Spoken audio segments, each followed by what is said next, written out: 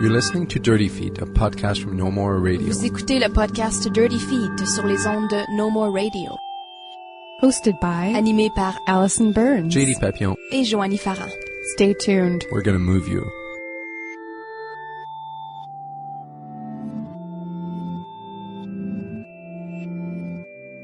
Hey everyone, welcome to the 50th episode of Dirty Feet. Today we're welcoming Sonya Stefan, who is presenting in collaboration with Sylvain Poirier Salon-double at the Agora de la Danse on October 30th, 31st and November 1st, and that's at 8 p.m. Sonya Stefan, for many of you, is known for collaborating with Bande Interdite, with Sylvain Poirier and Yves Pierre. She is also a filmmaker, and her films have been exhibited at the Festival du Nouveau Cinéma, the Rendez-vous Cinéma du Cinéma Québécois, the Montreal's World Film Festival, and many others. She has been dancing professionally since 1996, and then she did her degree at the Mel Hoppenheim School of Cinema. So I'll let Sonya introduce more about herself. So hi Sonya, how are you doing today? Good morning. I don't know what else to say about myself, but I think you covered it all. I do those two things, film and dance, at this moment. And you've been in Montreal for a while now. You've been in Montreal since 1999? Yeah, I came originally from Toronto. I came to dance with Hélène Blackburn for 4 years, and then after that with Jean-Pierre Perrault, and then after that for many other people. Like I did project base for a long time until about 33. And then I had a child, so then that kind of transformed my life. So. And when did you start working as a choreographer? Was choreography part of your parcours even before you started with Bande Interdite? Had you done choreography before? Or was it having a child that decided now I should start doing more choreography? How did that happen? I think I definitely came from that generation of dancers that when we trained, it was like you trained to be a dancer. And being a dancer and a creator was not thought as something that a dancer could do. So to answer that question clearly, I think I've always been creating because I always did it in alternative ways. I always did it for theater companies, or I would do it for dance schools that I would teach at, or cégep, or in films. It was always like in these underground venues. But I think I started doing it when I went to film school. And that was maybe 5 years ago. So, because I consider the choreography I did for films choreography. It just didn't function in the parcours that most people do, like with tangente and all that stuff. So yes, it's been there all my life, but I never really assumed it. I remember seeing a piece of yours that was called by Sonya and Yves that was very much about questioning dance and growing old in dance, older I should say.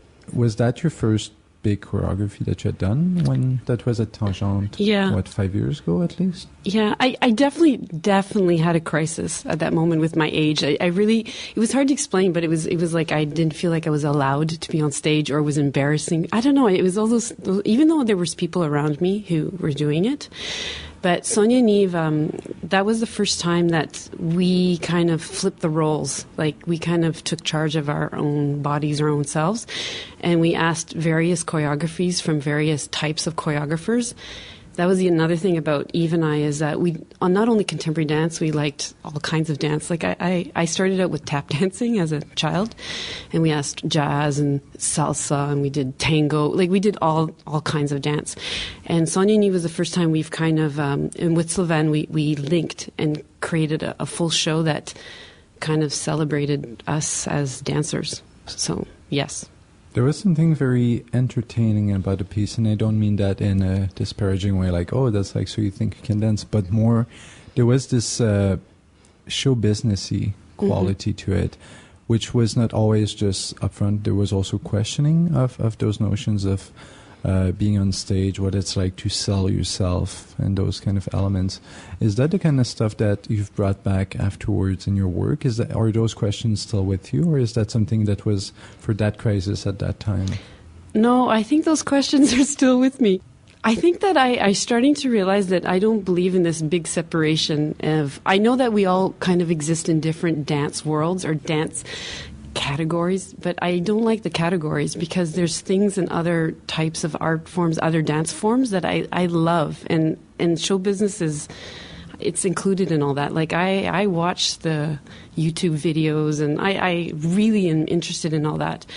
So now I question. Yes, I question because, for this show that we are about to do, I've had to do many things to make it happen. I've had to somewhat kind of give a lot of myself to let it happen because of all the various things. There's not enough grant money for everybody. There's lots of competition. There's all those things. So for me, I was like, the competition that I have to deal with in this world is the same type of competition that I used to have to deal with when I lived in Los Angeles and I was a jazz dancer.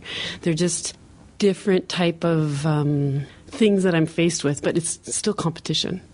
So yes, I do still question all those things, and like I said, I'm not into categories. I welcome all types of dance, and I think that they all have really interesting things to give, and especially at this moment with YouTube, they're all being mixed together and mashed together, and that's the link also with cinema. That I really believe that the internet is new cinema. It's not happening in movie theaters anymore. And so the dance that you see on the internet, that's for me, it's new dance, it's new cinema. It's, it's not controlled by any big father figure. It's controlled by everybody. So the phenomenon of something like YouTube has created even more cross-pollination between the arts, with people being interested in something but not having the time or the means to really explore something like, say contemporary dance, or even just learning the ukulele or something. So people are going on YouTube videos and just looking at that. Do you feel that again, cross-pollination, or people sort of merging things without having had the proper training or proper, quote-unquote route, basically, parkour? Do you feel that this is positive for a wall like dance, which is so small, so minimal, it's very restrictive sometimes? Do you feel that that's something that will help dance evolve into something more interesting, or that has more of a capacity to bridge the gap between the mainstream audience? I know that when I've brought dance into other groups of people, like filmmakers, for example, or sound artists, and I start talking about dance, and I talk about the forms that we have, or the systems and how we create, they are very, very excited about it. And suddenly there's this huge conversation, and then people start pulling out the YouTube videos, and you're right, there's this cross-pollination. But I actually think that instead of putting barriers, I think it's something that we should be really open to, because there's so many new things that can happen. And for me, people who don't have the proper training, sometimes they have the best ideas. It's if you close yourself off to it, you can't even see it. You have to just see it. How else can I say this? So no, I don't think it's a bad thing for dance. I actually think it's a really exciting time. I know that we all go through proper training methods, but for me, the proper training methods is a way for us to meet each other, to find other people who like what we like, to have those conversations. I know we have to write the little piece of paper to give it to the grants system. We have to do all those things, but I do that because I have to, and everybody has to kind of fall in line with the rules, but for me, that does not matter. It's those rules they don't, like, in terms of art, they don't belong to me. I just do it because I have to survive. So it's the only way I can describe that. Talking about the artistic world invading people's living rooms through YouTube, that leads me to this piece that you're presenting, Salon-double. Mm-hmm. And we're talking before the show, and you were mentioning that you create a lot out of your living room. Mm-hmm. Could you tell me a bit about what's your creative process like? Do you just wake up one morning and I'm going to go to the living room and start dancing and stuff's just going to come out? Or is it more structured than that? I'm going to describe it. I know with Sylvain, when I've rehearsed with Sylvain, I go over to his house and we literally push the furniture to the sides, and he creates the dance in that space, and the dance becomes really in tune with the environment that's around us. With me, it's kind of like 24 hours a day. I video and I take sound with my cell phone, and I go home and stick it in my computer, and then I start plugging in various technical objects, and suddenly I start trying to create some kind of sound installation in the living room.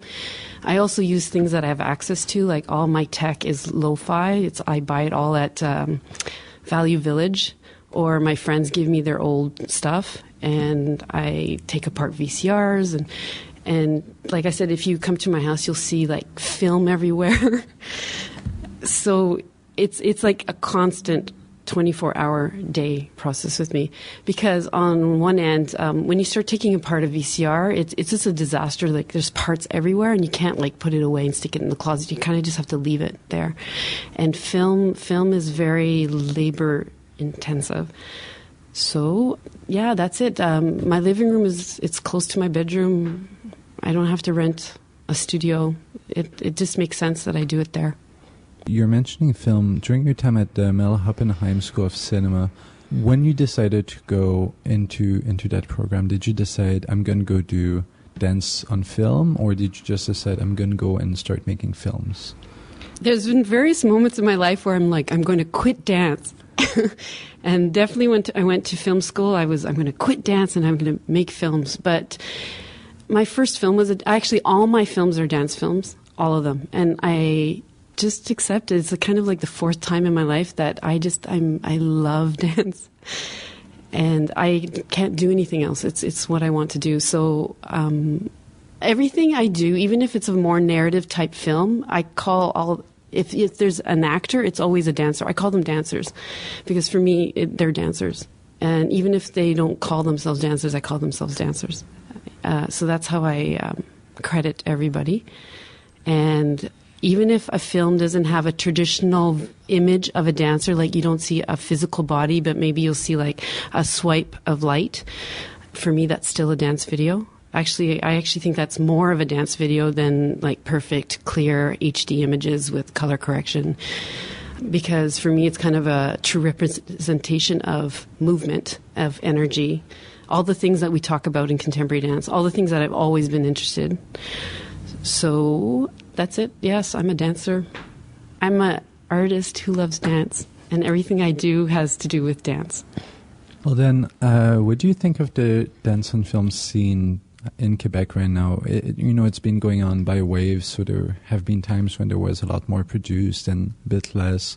And now we see more and more, a lot of young choreographers actually using film as a sort of DIY way of getting their stuff out there. Do you feel that dance on film in Quebec is starting to re-emergence of some sort? Yeah, and I actually think it's pretty exciting, because again, we have more access to all these things. Everybody can edit. We have more access to cameras. And I actually think that dancers or dance artists should make dance films about our own milieu. Because for a long time, I know that I did a lot of films with filmmakers, and they were all very kind and knowledgeable, but sometimes the representation of our milieu was not to what I thought it should be. So people actually in our milieu making films about us is really exciting for me, and really happy that people are doing it themselves, and then they're not waiting for, grant money, and they're just, it's all done at home, because again, exciting things can happen. You don't know how people are going to link things together, what their influences are, and the internet lets us have access to all that without, again, having to apply to a festival, paying $30 to get into the festival, all those things that we're supposed to do. So I'm really for the underground, do it no matter what age, where you're from. I'm 100% for that. And by filmmakers making film about the dance milieu, do you mean like more of a documentary type of film, or do you mean dance on film that has more of a specific dance quality? I mean both. Okay. I think that we should do documentaries on us. I think we should archive all of us. I know that me as a dancer, I danced like for 10 to 13 years, and once I had my baby, I know I felt completely lost and almost forgotten. I mean, it might be my own personal idea of myself, but yes, we should archive ourselves and put out the information about ourselves, because we know ourselves. And we should make art dance films, we should do experiments, all of it. Do you wish that there was more of a coming back of the loft performance time in the 70s and 80s in Montreal that was big? And, Tangent sort of was born out of this. Do you feel that people should get together informally more often? Yes. I actually am part of a film collective called Group Index. And that's how we started, as we started something called the Home Show, where we were doing, we were inviting collaborators to come, and we were doing the shows like a lot. We did one in my house. We did one in an apartment building that I got kicked out of. And it was kind of a great way for us to kind of develop our craft and develop working with people. So, yes, with dance, I think it's the same thing. The more we dance, the more we have connections with other people, the more we can just be together. Again, have those discussions, all those things that I think that builds the art form. So, yeah. This idea of community, of bringing people together, I felt that it was really present the last time Bande Interdite did the show together. Is this something that comes back again in this new creation in Salon-double? Yeah, Salon-double has 7 dancers. The youngest is 25, and the oldest is Sylvain, which is, how old Sylvain? I think he's in his older 40s. So there's a big range. Sylvain is dancing with Isabelle Poirier. So that's somebody that has worked a lot with Bande Interdite in various kind of situations. And in my piece, I asked 2 of my ex-students that I taught at a Cégep program, or a Danse Etudes program. Peter Trotzmer, who's been like my best friend for 100 years. Patricia Irola, same thing. And Nate Yaff was the 5th one. Nate was kind of somebody I met at Sala Rosa in a short and sweet kind of situation. And he actually started to question me, and you just find a connection with. I just had this conversation with him, invited him to come to kind of help replace Gabrielle. One time he couldn't come, and then he just felt natural that he was there. So for me, it was like, oh yeah, and the last person, Guillaume Vallée, there's numbers in the show, and he's from the Mel Hoppenheim School. So I literally, and Alain Lefebvre, he's the sound artist. So it was like a family. I kind of took all the people that were in my life in various situations, and I like stuck them all together. And Sylvain with Isabelle, and then Yves, and the show really feels very family. My group of people were very noisy, and Sylvain is quite, he's quite zen. So, yeah, it's a perfect family on stage. It's kind of great. How does it feel to be to use the Agora de la Danse as your living room? It's not exactly a closed off, familiar kind of territory. It's this big space, very open, very wide. Is it hard to fill up that space with such an intimate series of connections? I did a residency at Sucriest on Papineau, and that was the first time I was in a really huge space. And I have to say I was in a crisis, because it was really intimidating and foreign, the only way I can describe it. Then I had that week. It was actually really great to kind of get over all my fears. Then I came here, and basically every day I bring more and more stuff from my house. So my house right now is kind of empty, and all the stuff on stage is from my apartment, other than the table. So, and the dancers, I've asked them to bring their stuff. So we all have stuff.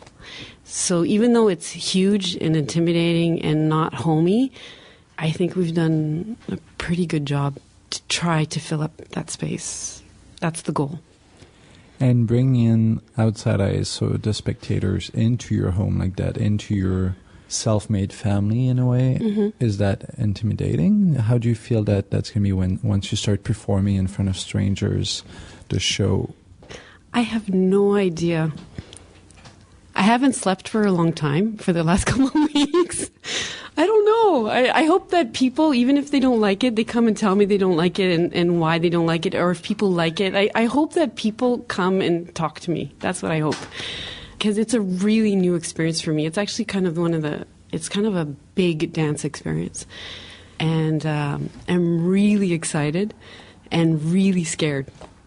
We were talking a bit before the show about some of the elements that Sylvain has brought into the work, going in rural areas of Quebec, going all over the place, filming, creating dances in those outside spaces. The landscape, the Canadian landscape, is something that comes back often in your work. That's something we saw in the last Bande Interdite show also. Why do you feel it's important to showcase the landscape in a dance performance venue? I know on my end, I feel that it's very important to talk about what you know. And I know that Sylvain is very, very attached to the countryside. I know that he loves being in nature. So definitely I think on his end, it keeps coming back and back and back and back, because this is something that he is really interested in, really attached to, really connected to. He connected to the energies, the sounds. He's definitely inspired by those environments. And for me, right now, I guess I've been living in cities a lot, even though I really like countryside too. I don't have access to that at this moment. And I guess that's also why the connection with home, that's been a really big preoccupation for me, because when I had my child, I was a single mom and a dancer and not really dancing. And it was kind of rock and roll to kind of make enough money to survive, to So my home became kind of my dance world, my workspace, the place where I'm raising my child. It all kind of meshed into one. So it makes sense that I talk about that. It's what I've been doing, it's what I've been thinking about. So I think both of us, our environments affect us a lot. And to go back to film, in the last show you used 16mm cameras. You use projection on cloth, if I remember correctly. On those screens that they used to have in the 70s that you would put in your house. Yeah. And is that old film type of element going to come back for this show, or are you using new, different technologies for Salon-double?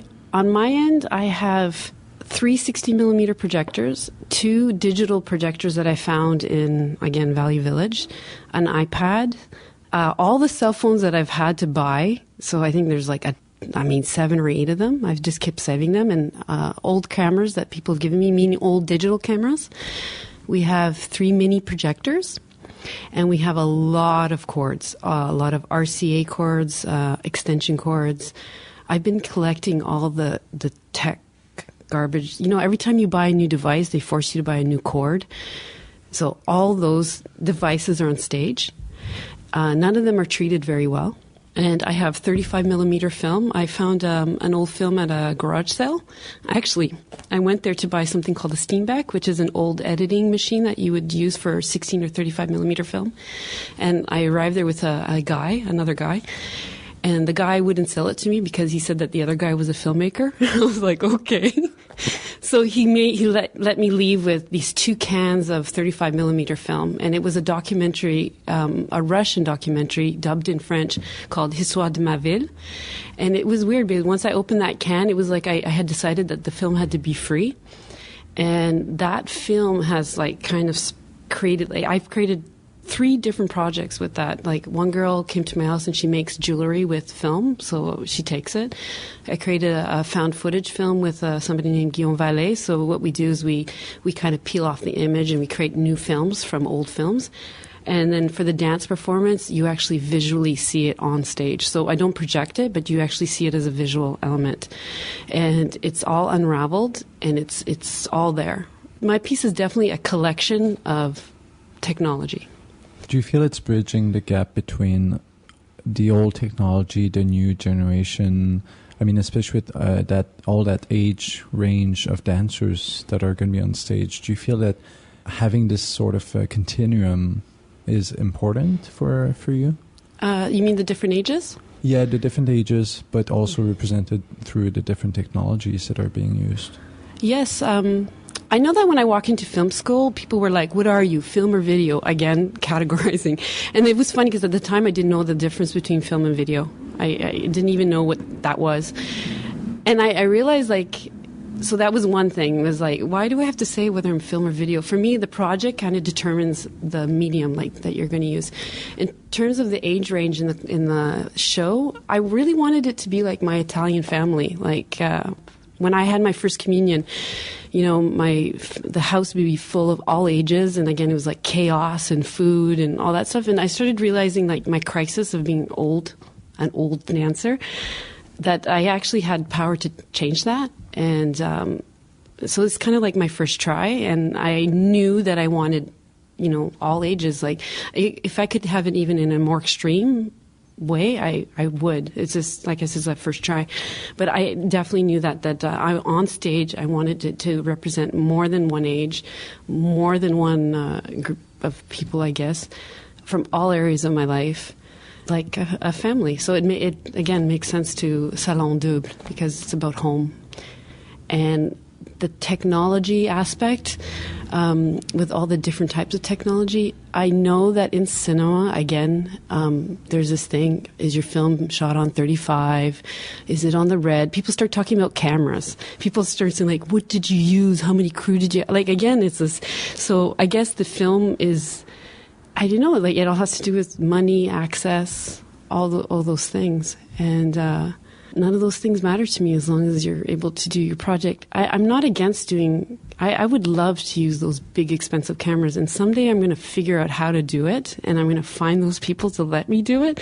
But at this moment, I am not willing to wait. So I'm just going to use what I can, and that's where I'm at.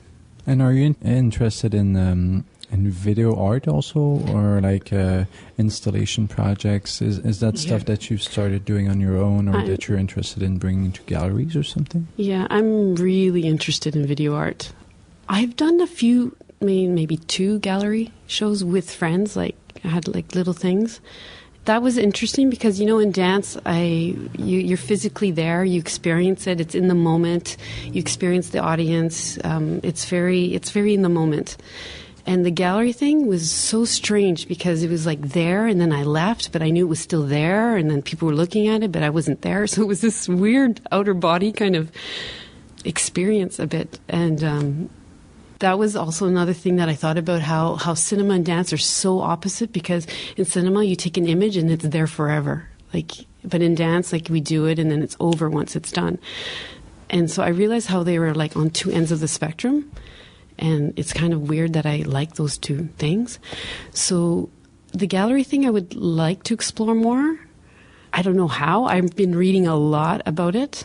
I've been watching a lot of YouTube videos of artists who do works like that, like Nanju Pak. I can't remember how to say this properly, but I've been reading a lot about him, especially because in a lot of his work he is, you know, a celloist, and there's TVs, and he like the chords, the way he's wired everything. He made the first video effects machine.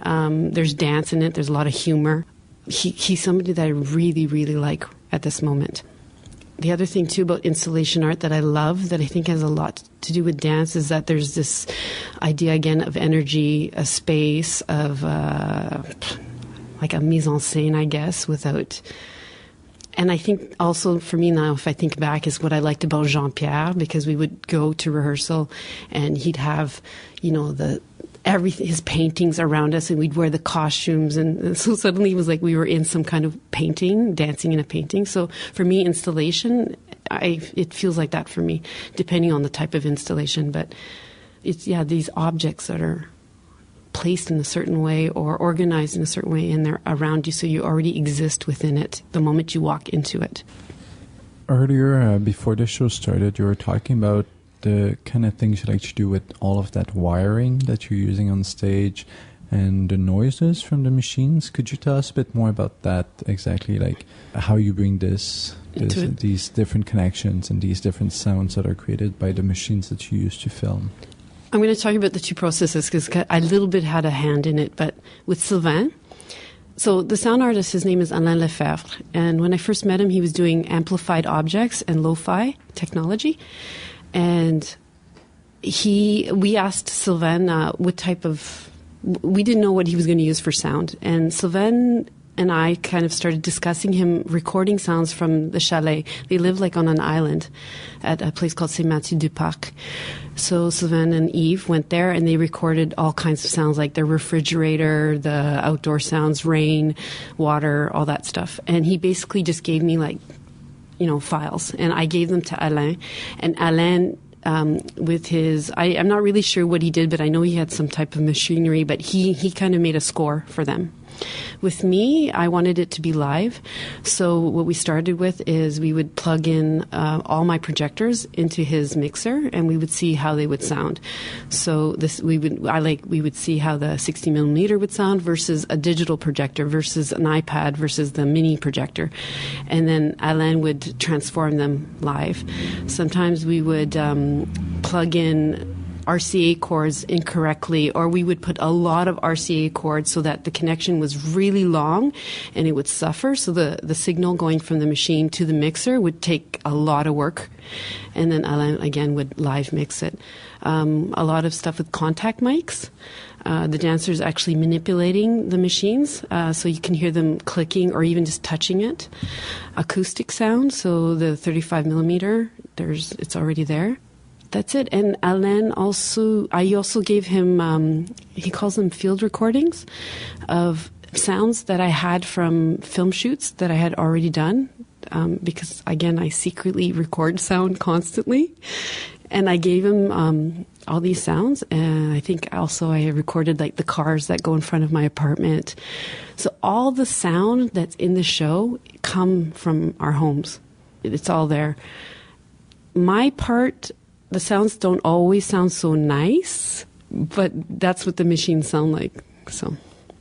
So, Sonya Stefan, we can see Salon-double at the Gare de la Danse on October 30th, 31st, and November 1st. And is there anywhere people can find those films that you've made also? Yes, I actually now have a website because I'm getting more organized. It's www.sonyastefan.com. Bande Interdite has a website called www.bandeinterdite.com, and my film collective called Group Index, www.groupindex.com. Group is spelled Groop. We all have websites now, and they're all linked to a Vimeo account that we all share. And there's a few things on YouTube, but I'm at this moment more on Vimeo. So you could go there anytime you want. Great. So, Sonya, thank you so much for coming to talk to us today. Thank you to you guys. So we're about to listen to a collection of clips from the sound files used for the show Salon-double by Sonya Stefan and Sylvain Poirier.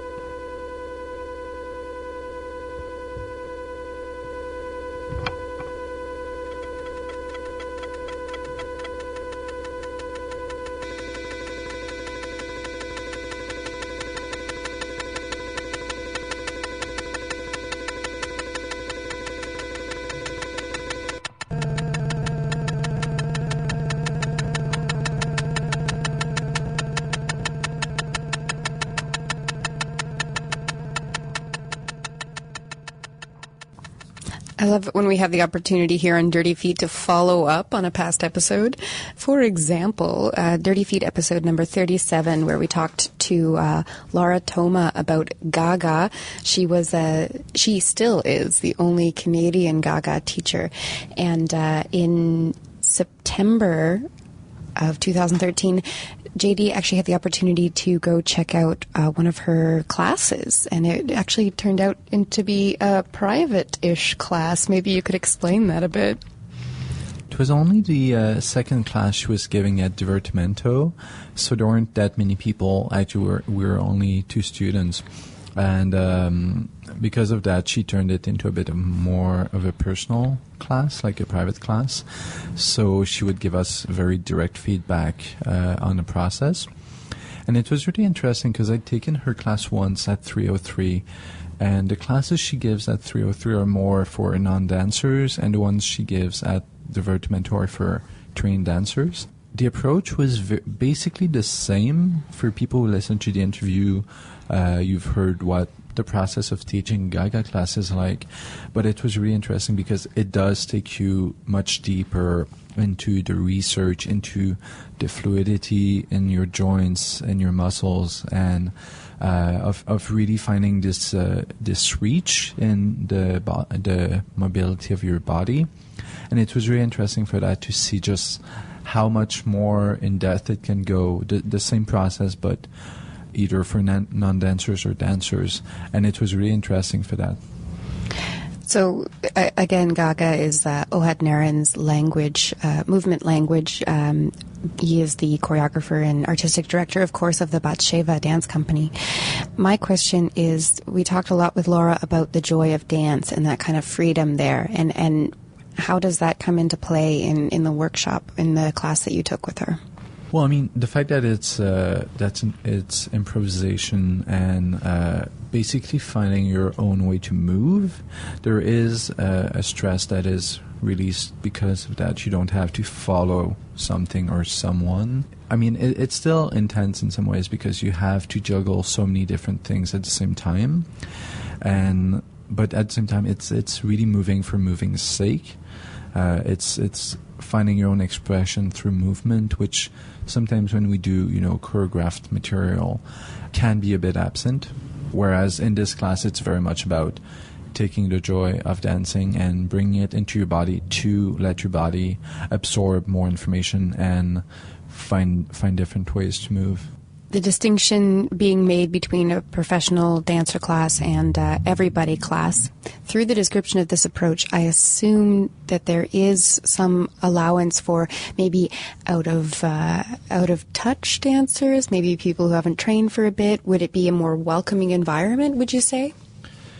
It would be, and I feel that it's really something that is very personalized in a way. It's kind of similar to a yoga practice, where it's really about listening to your body and finding the full range of expression of your own body. There's less of an expectation than there can be in some different dance classes with set sequences and very set exercises.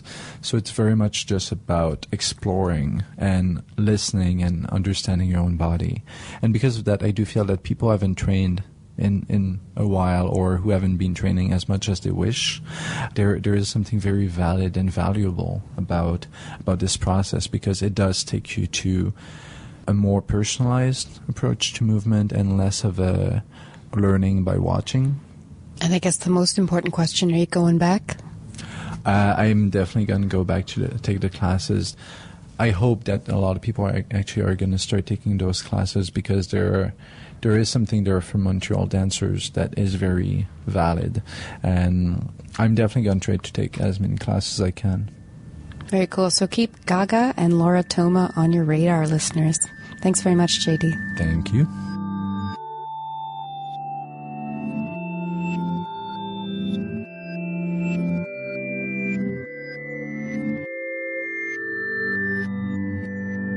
Dirty Feet is recorded every week at the Montreal Improv Theatre. Check them out at montrealimprov.com. Dirty Feet est produit et animé par Produced and hosted by Alison Burns, JD Papillon et Joanie Farah. You can find out more about our show at nomoreradio.com, follow us on Twitter at Dirty Dirty Feet, and find us on Facebook at Dirty Feet Podcast. Vous pouvez écouter tous nos épisodes sur notre site web ou vous pouvez vous abonner également sur iTunes à notre podcast. Listen to past episodes on website or subscribe to the podcast on iTunes.